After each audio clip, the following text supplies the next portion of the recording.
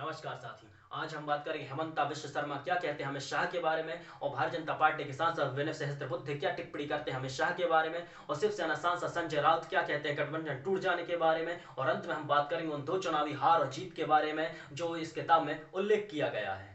नेता पूर्व कांग्रेसी नेता और अब भाजपाई नेता असम के मुख्यमंत्री हेमंता विश्व शर्मा ये कहते हैं अमित शाह की चुनावी सफलता के बारे में कारण गिनाते हुए कहते हैं कि उनका सफलता का कारण है कि राजनीति की जमीन पर व्यवहारिक, वैचारिक और संगठनात्मक ऊर्जा का संतुलन मिश्रण है। भारतीय जनता पार्टी के सांसद और राष्ट्रीय महासचिव विनय सहस्त्रबुद्धे ये कहते हैं कि यह एक बड़ी विडंबना है कि अमित शाह अपने आप को जाति विशेषज्ञ के रूप में प्रस्तुत करते हैं और चुनाव के समय सभी निर्वाचन क्षेत्रों का अपने सहयोगियों से जातियों का विस्तृत क्रमवार डाटा मंगाते हैं, जानकारी मंगाते हैं, उसके बाद प्रत्याशियों का चयन करते हैं और प्रत्याशियों का चयन करने के बाद वो चुनाव की रणनीतियां बनाते हैं।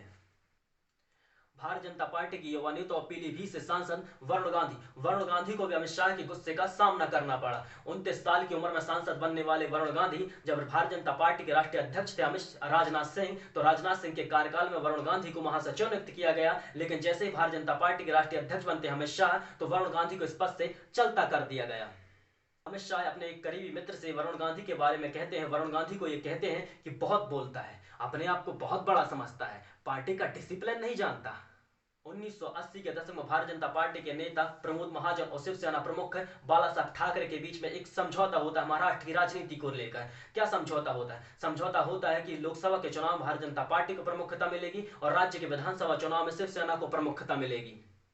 शिवसेना सांसद संजय राउत याद करते हुए कहते हैं कि अमित शाह हमसे गठबंधन टूट जाने के जोखिम उठाते हुए आए थे। उनका नजरिया साफ था, मेरी शर्तें मानिए नहीं तो अपना रास्ता चुनिए, और स्वाभाविक सी बात थी कि हमें ठेस लगी, लेकिन हमने अनुभव किया कि हमारी स्मिता इसमें दाव पे लगी हुई थी। ये शिवसेना सांसद संजय राउत का दावा है, ये बयान करते हैं।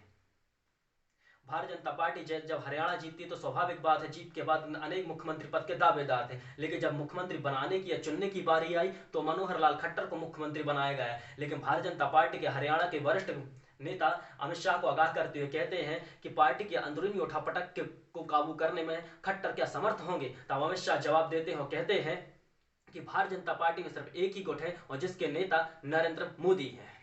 वरिष्ठ कांग्रेस नेता शक्ति सिंह गोयल कहते हैं कि कैसे कथित रूप से निर्दलीय प्रत्याशी को पैसा देकर खड़ा किया जाता ताकि विरोधियों के वोट काटे जा सके। शक्ति सिंह गोयल के मुताबिक मसलन 2009 का लोकसभा का चुनाव नरेंद्र मोदी के ध्रुव विरोधी माने जाने वाले शंकर सिंह बघेला के सामने कैसे अमित शाह ने 2 मुसलमान प्रत्याशियों को खड़ा किया और उन दोनों में मुसलमान प्रत्याशियों को मिलाकर 32,000 वोट मिलते हैं और शंकर सिंह बघेला महज 2,000 वोटों से चुनाव हार जाते हैं।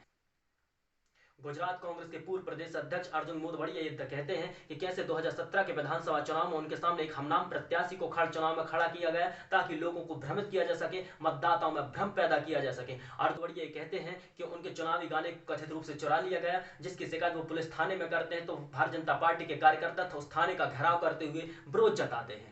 एक निर्दलीय प्रत्याशी और एक बीएसपी प्रत्याशी को कथित रूप से पैसा देकर खड़ा किया गया, चुनाव पर खड़ा किया गया और यह तरकीब काम आई, यह हथकंडा काम आया। निर्दलीय प्रत्याशी को 1200 वोट मिलते हैं और बीएसपी प्रत्याशी को 5000 से भी ज्यादा वोट मिलते हैं और अर्जुन मोढवाडिया महज 1800 वोटों से चुनाव हार जाते हैं। ये शाह है, यह अमित शाह है, उनकी राजनीतिक अंदाज है और ये किताब है राजनीति सरदेसाई की किताब है। और भी ऐसी सियासतदानों के सियासत किस्से जानने के लिए इस वीडियो को लाइक, कमेंट, शेयर करें और हाँ प्लीज इस चैनल को सब्सक्राइब जरूर करें। धन्यवाद।